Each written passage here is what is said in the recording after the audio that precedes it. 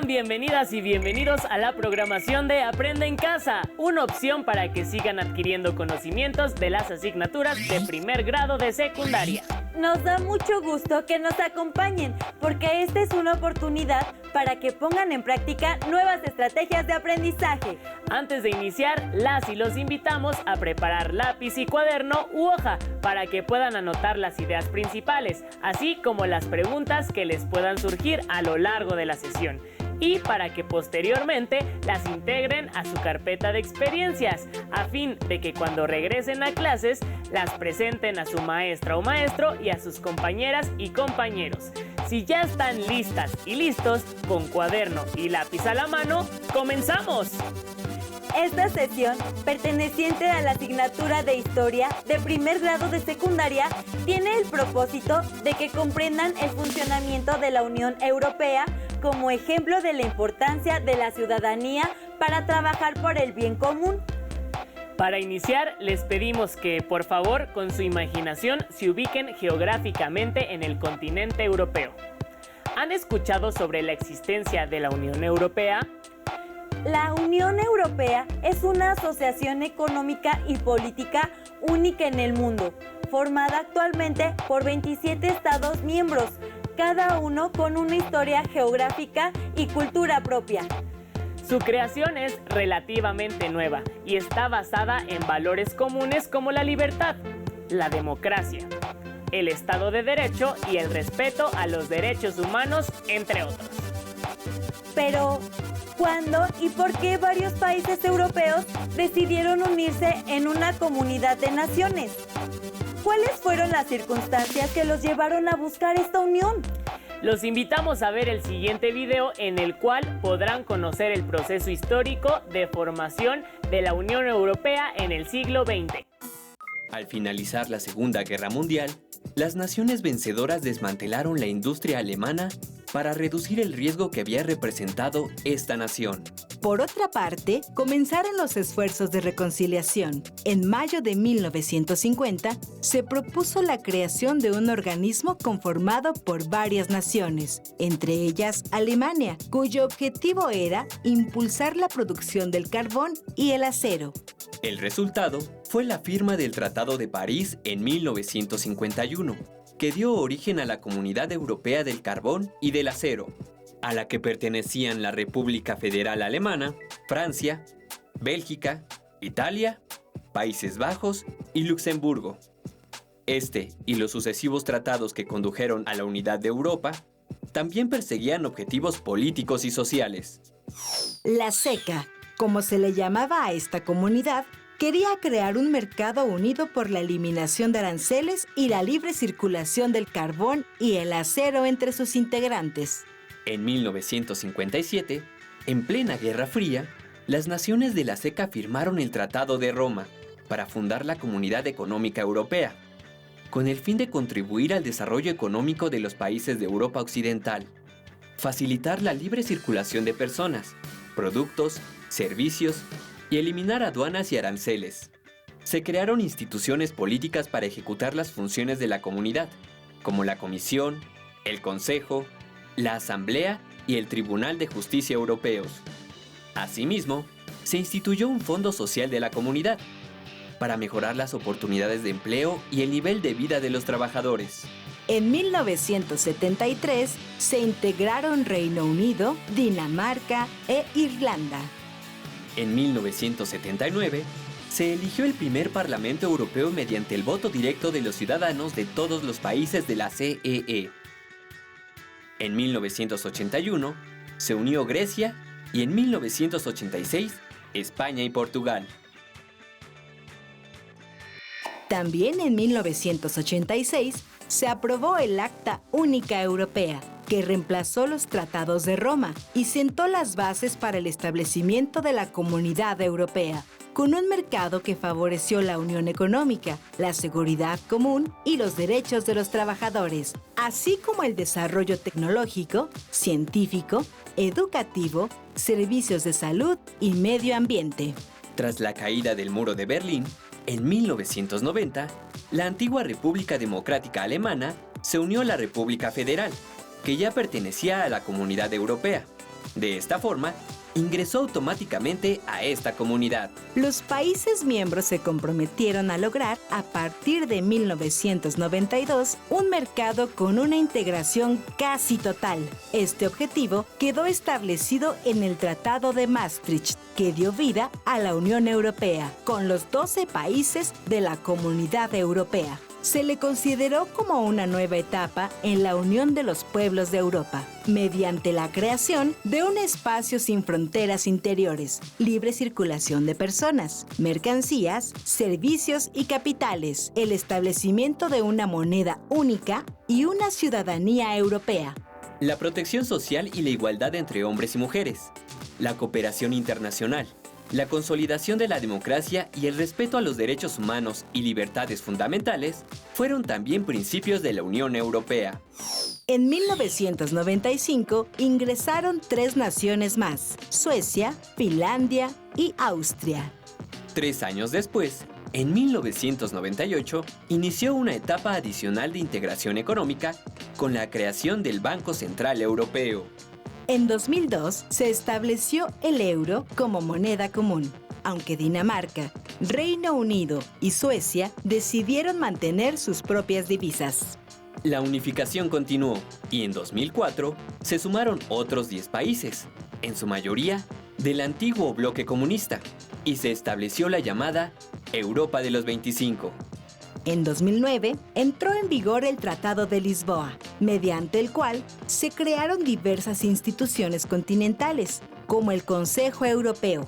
Junto con el tratado, en 2009 inicia la vigencia de la Carta de Derechos Fundamentales de la Unión Europea, que se había proclamado desde el año 2000. En 2007, Bulgaria y Rumania se habían integrado a la Unión Europea. La incorporación más reciente fue la de Croacia en 2013, con la que actualmente suman 28 países integrantes. Durante décadas se discutió la permanencia a la Unión Europea de Reino Unido, que está conformada por 4 naciones: Escocia, Gales, Inglaterra e Irlanda del Norte. En 2016, se celebró un referéndum para que los ciudadanos británicos decidieran si continuaban o no en la Unión Europea. La mayoría votó a favor de la salida.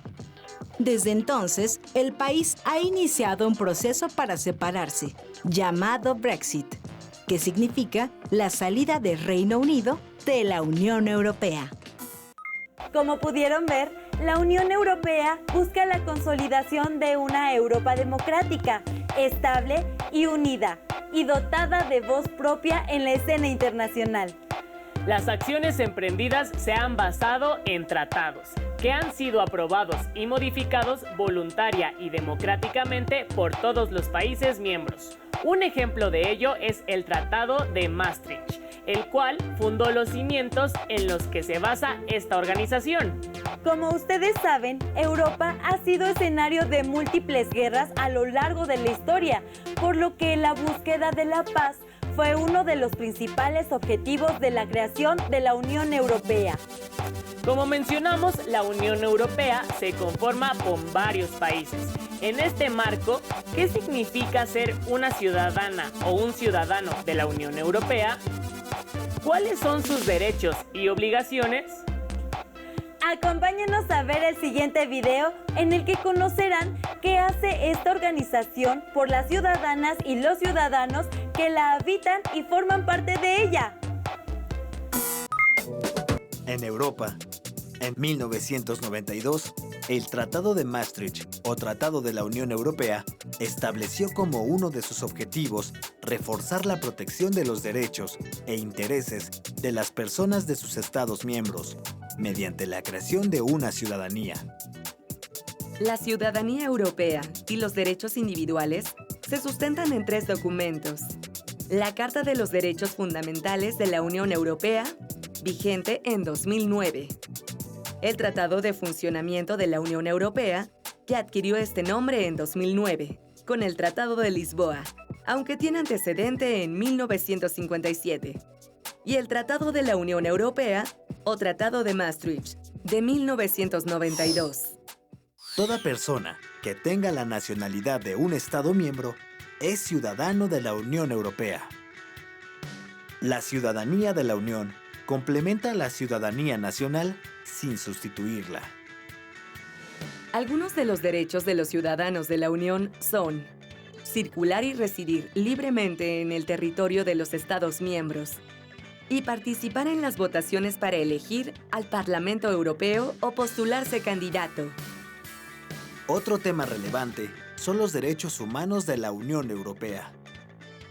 La Carta de los Derechos Fundamentales de la Unión Europea dispone que se adherirá al Convenio Europeo para la Protección de los Derechos Humanos y de las Libertades Fundamentales de 1953, inspirado a su vez en la Declaración Universal de Derechos Humanos de la ONU.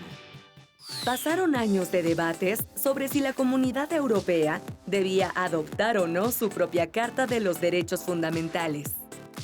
En el 2000, el Parlamento Europeo, el Consejo y la Comisión proclamaron la Carta de los Derechos Fundamentales de la Unión Europea en Niza. Tuvo reformas en 2007 y se aprobó con el Tratado de Lisboa en 2009. En esta carta se enumeran los derechos básicos que la Unión debe respetar. El título primero confirma los derechos a la dignidad humana, la vida y la integridad de las personas, así como la prohibición a la tortura, la esclavitud y el trabajo forzado. El segundo reafirma los derechos de libertad física, de pensamiento, conciencia, religión y expresión, respeto a la vida privada y familiar, el derecho a la educación, al trabajo, a la propiedad y al asilo.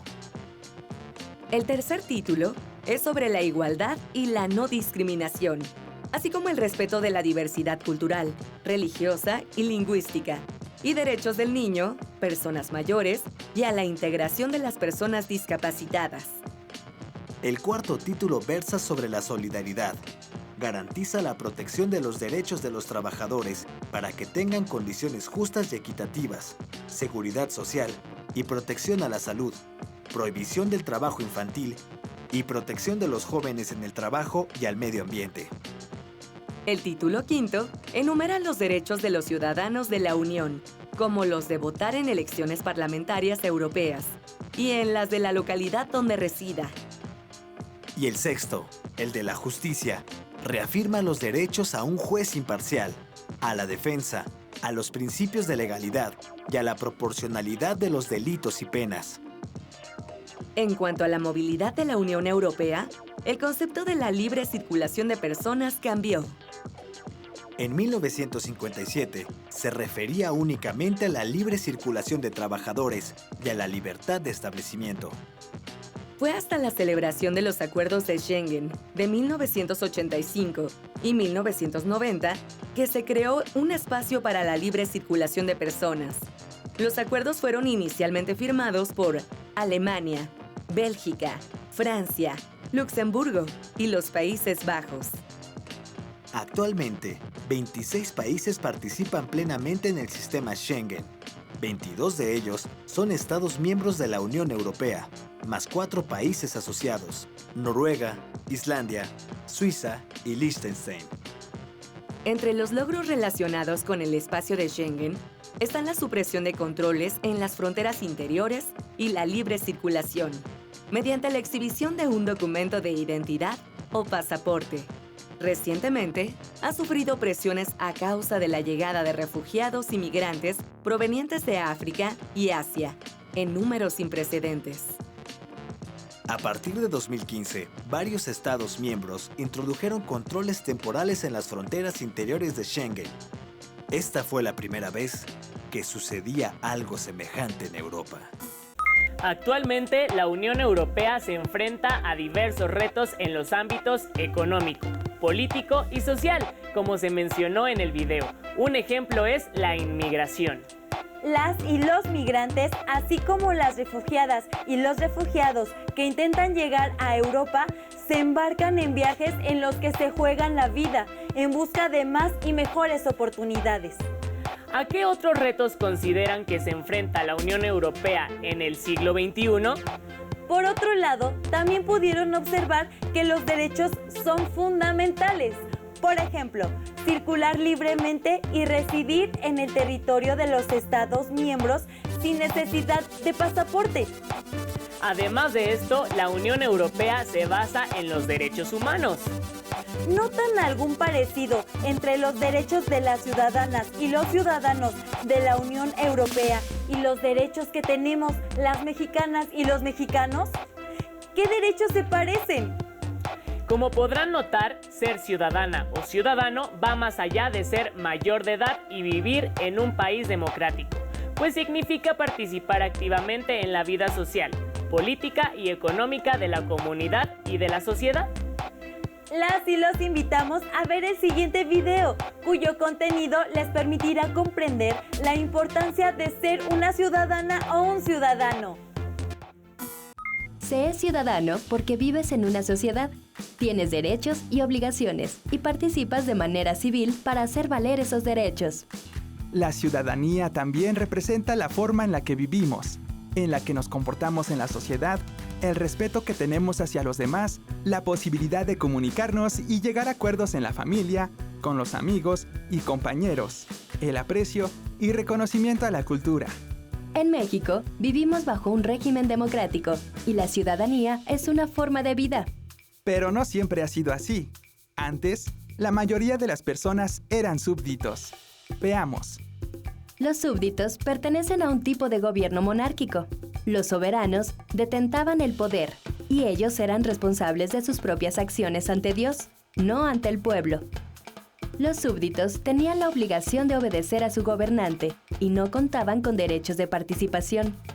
Con el paso del tiempo, surgen descontentos por el poder absoluto de los reyes y se sostiene que cuando el soberano viola la ley natural, que considera que las personas tienen derechos inherentes al ser humano, surgen en los súbditos el derecho de resistencia, es decir, de desobediencia ante los abusos del soberano. Entonces, la ley natural, que al principio tenía por destinatario solo a los soberanos, después se dirige también a los súbditos, a los que se les atribuyen derechos.